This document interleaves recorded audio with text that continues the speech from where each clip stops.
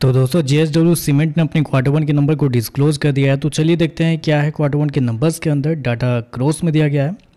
तो देखिए पिछले क्वार्टर की बात करते हैं तो पिछले क्वार्टर में कंपनी ने 1709 करोड़ का रेवेन्यू जनरेट किया था ऑपरेशन के थ्रू। पिछले साल 1447 करोड़ के आसपास, जबकि अभी देखें तो बढ़ के 1559 करोड़ आपको जाता हुआ देखने को मिला। तो साल दर साल जाते हैं तो साल दर साल कंपनी के रेवेन्यू के अंदर तेजी आपको देखने को मिल रही है। लगभग बोल सकते हैं 10% के आसपास का जंप आपको देखने को मिला है। वहीं अगर क्वार्टरली बेस पे जाते हैं तो क्वार्टरली बेस पे कंपनी के रेवेन्यू के अंदर गिरावट आपको देखने को मिल रही है। लगभग बोल सकते हैं 9% के आसपास की गिरावट आपको देखने को मिली है। तो क्वार्टरली बेस पे कंपनी का रेवेन्यू गिरा है, लेकिन साल दर साल आपको बढ़ता हुआ देखने को मिला है। लेकिन याद रखिएगा सीमेंट सेक्टर की कंपनी है, तो ऐसे में क्या होता है इनके बिजनेस जो है सीजन के हिसाब से काम करते हैं, क्योंकि कभी मानसून होता है तो कभी इनके अच्छे बिजनेस होते हैं। तो इस वजह से आपको साल दर साल ही चेक करना है। तो साल दर साल देखें तो कंपनी के रेवेन्यू आपको बढ़ते हुए देखने को मिल रहा है। खर्चे की बात कर लेते हैं तो देखिए पिछले क्वार्टर में कंपनी खर्चे 1661 करोड़, पिछले साल 1431 करोड़। अभी देखें तो कंपनी खर्चे 1417 करोड़ आपको ज़्यादा हुआ देखने को मिला। तो खर्चे देखें तो खर्चे आपको बहुत कम आपको देखने को मिल रहा है, क्योंकि रेवेन्यू देखें तो रेवेन्यू के अंदर एक अच्छी खासी तेजी है 10% के आसपास, लेकिन खर्चे आपको साल दर साल कम होते हुए देखने को मिल रहा है। और उसके पीछे का मेन रीजन आप कह सकते हैं कंपनी के कॉस्ट ऑफ मटेरियल जो होता है वो देखें तो आपको साल दर साल कम होता हुआ देखने को, जबकि बढ़ना चाहिए था यहाँ पे, लेकिन यहाँ पे आपको कम होता हुआ देखने को मिल रहा है। मतलब कंपनी ने अच्छा खासा कंट्रोल किया है इस क्वार्टर में खर्चे को लेकर, तो खर्चे कंट्रोल में देखने को मिल रहा है।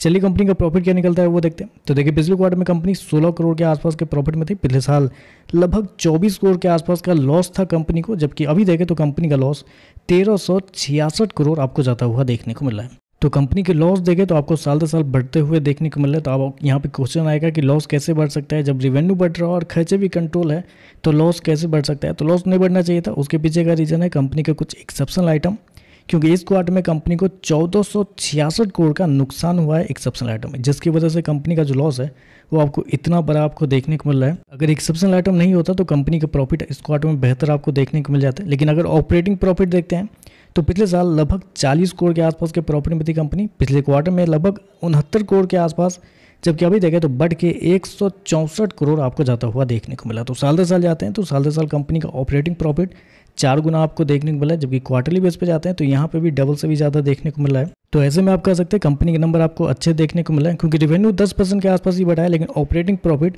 4 गुना आपको बढ़ता हुआ देखने को मिला है। ईपीएस की बात कर लेते हैं तो देखिए पिछले क्वार्टर में कंपनी का ईपीएस लगभग 35 पैसे के आसपास था। पिछले साल की बात करते हैं तो 15 पैसे माइनस का, अभी देखें तो 13.75 माइनस का आपको देखने को मिल रहा है। तो ईपीएस बेसिकली नेट प्रॉफिट के ऊपर आता है, इसकी वजह से इतना बड़ा डिफरेंस आपको देखने को मिला है। ओवरऑल देखा जाए तो मेरे हिसाब से नंबर अच्छे आपको देखने को मिल रहा है।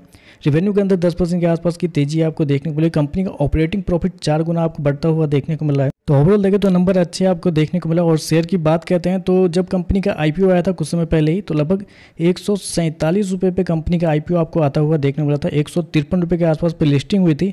अभी भी देखें तो शेयर आपको 153 रुपये पे ही देखने को मिला। तो मतलब कह सकते हैं जितने पे लिस्ट हुआ था उसी के आसपास शेयर आपको देखने को मिल रहा है। तो अभी तक आप कह सकते हैं कुछ भी प्रीमियम इस शेयर को आपको मिला नहीं है। अब मिला क्यों नहीं है वो भी आप जान लीजिए, क्योंकि बेसिकली माना जा रहा था कि कंपनी के जो शेयर है थोड़े से महंगे आपको देखने को मिल रहे हैं। और ऐसे में अगर एक्सेप्शनल आइटम को हटा के अगर कंपनी के ईपीएस को अगर निकालने के लिए जाते हैं तो लगभग आप कह सकते हैं शेयर अभी भी 100 के आसपास के पी पे शेयर आपको ट्रेड करता हुआ देखना हो। तो थोड़ा सा महंगा शेयर है, ऐसा नहीं है कि नंबर अच्छे हैं तो मतलब आप जो सोच से आप बाई करना शुरू कर दें। थोड़ा सा महंगा शेयर है, 100 के आसपास के पी पे अभी भी शेयर आपको ट्रेड करता हुआ देखने को मिल रहा है।